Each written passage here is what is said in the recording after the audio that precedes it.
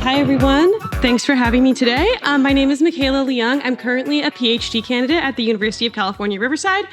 I'll be talking to you today about my work on novel methylated biosignatures and specifically their application to exoplanets, which I usually don't have to say because I'm usually talking to astronomers, so that's kind of fun. There's a little bit of a breakdown diagram here on the far side. That's my left, so your right.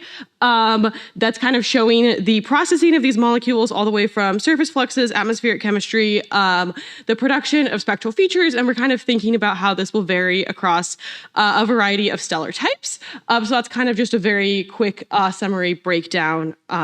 So let's jump into talking about why we're specifically interested in these methylated gases. And the answer is largely that there's a major false positive problem for the first biosignature detections. A lot of molecules like oxygen, ozone, methane, things like that, that we expect to be potentially the first molecules detected that could be connected to life in terrestrial exoplanet atmospheres can also be produced by a variety of planetary processes, including thermodynamic equilibrium chemistry. And so these methylated gases are specifically almost exclusively produced by life, and all of the other pathways that we've investigated have been very minimal. So we're really excited that these gases could potentially be a very strong affirmative signal of life. And these gases are generated by the process of volatile methylation, which actually we believe to be a descendant or perhaps a relative in some way of the process of DNA methylation, which for you biologists out there, I'm sure you're all much more familiar with than I, but we see volatile methylation in a variety of different ecosystems, including microbial mats, the open ocean, and primarily actually a lot of terrestrial marine kind of crossover ecosystems. We also see it done by a variety of organisms, primarily single cellular life, but we do also see everyone's favorite brassica vegetables also produce methylated gases. And we think in particular that methylation is connected to the process of environmental detoxification, and that the need for life to kind of control its environment is possibly a fundamental characteristic of life itself.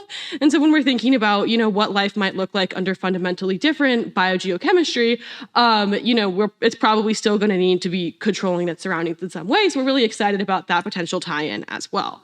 We're not the first people to think about methylated biosignatures. There are previous studies, specifically Segura et al. 2005, and Domagal Goldman et al. 2011, which specifically show, one, an enhanced buildup level around M dwarfs, and two, a secondary ethane biosignature that's produced by atmospheric photolysis of dimethyl sulfide and dimethyl disulfide. And that produces a potentially detectable ethane signature. And so we're going to follow a relatively similar pathway. We're jumping from lab land that we've been in for the last couple of talks to modeling land. Primarily, we're going to be talking about photochemical and spectral modeling, basically thinking about how these gases are processed in the atmosphere and what those potential signals might look like. Just jumping into some results, we have first here methyl bromide, which is, again, on your left, and we have methyl iodine, which is on, I think, your right. And you'll notice that, as I said before, for methyl chloride, they see an atmospheric buildup level that's much higher around these M dwarf cooler redder stars, and we actually see that buildup replicated and actually even more enhanced for methyl bromide. And this result for methyl iodide is from literally last week, so that's brand new. And we're also seeing, again, the same sort of enhanced buildup. You'll notice that it's to a lesser degree, and we think that's probably because it's just a larger molecule, and so it's a larger molecule, it's going to be hit by more potentially active photochemical light. So we use this photochemical model to create profiles of gases in the atmosphere and kind of figure out where everything is, where it's at in the atmosphere. And then we're using, like I said, a series of spectral models. So these are mid-infrared emission spectra. And the most important thing that I'll call your attention to here, there's kind of a lot going on, but the bottom row is actually showing an experiment that we did where we add multiple methylated gases, in this case, methyl chloride and methyl bromide. And you'll actually notice that the features that we see, especially for Proxima Centauri, which is going to be that plot all the way down in the bottom corner, that feature is actually a little bit wider and a little bit deeper than just kind of the simple sum of the features. And that's partially because we're doing self-consistent photochemistry, and so you do get higher buildup levels, and also because this absorption feature near 10 microns is actually the C to halogen bond, and so C to chlorine and C to bromine are sort of next to each other and overlapping a little bit, but really creating this much larger feature. And so we're optimistic that a future telescope capable of mid-infrared emission spectroscopy could detect these.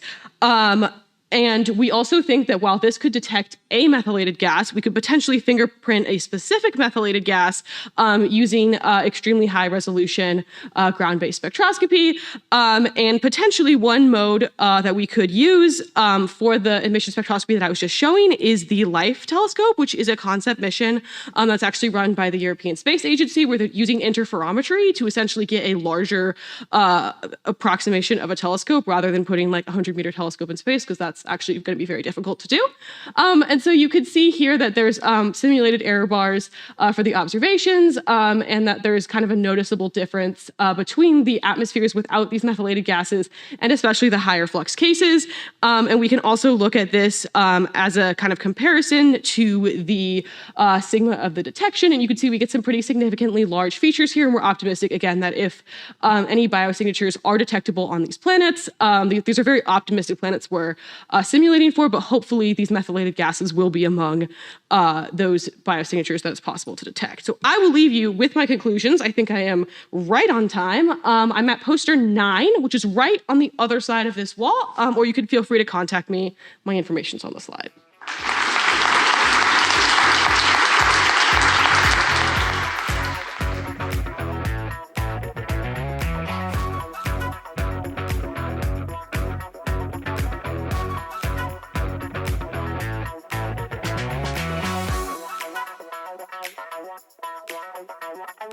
Thank you.